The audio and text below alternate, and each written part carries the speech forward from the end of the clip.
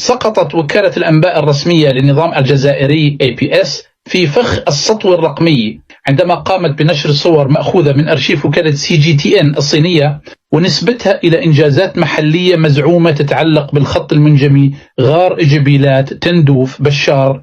وقد ادعت الوكالة أن هذه الصور تتعلق بإنجاز نوعي يعزز من مكانة الجزائر الاستراتيجية، ولكن التحقق السريع كشف أن هذه اللقطات تعود في الواقع إلى افتتاح أول سكة حديد دائرية في العالم الذي يمر عبر الصحراء في إقليم شينجيانغ الصيني عام 2022. هذا الأمر يثير تساؤلات عديدة حول سبب اضطرار الإعلام الرسمي للنظام إلى استعارة صور من الصحراء تكليمكان الصينية وتقديمها للرأي العام على أنها لخطوط سكك حديدية في تندوف.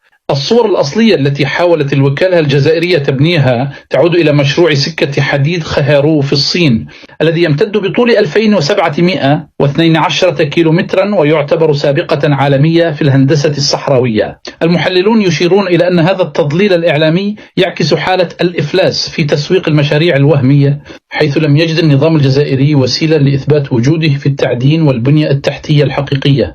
وقد أثارت هذه السرقة الموصوفة موجة من السخرية والتساؤلات على منصات التواصل الاجتماعي، واعتبر المراقبون أن لجوء وكالة رسمية لسرقة صور إنجازات دول أخرى يضرب مصداقية الخطاب الإعلامي الرسمي للنظام الجزائري في مقتل. كما طرح النشطاء سؤالا جوهريا حول وجود مشروع سككي حقيقي في الجزائر، مما يعكس الشكوك العميقة حول الواقع الاقتصادي والسياسي في البلاد.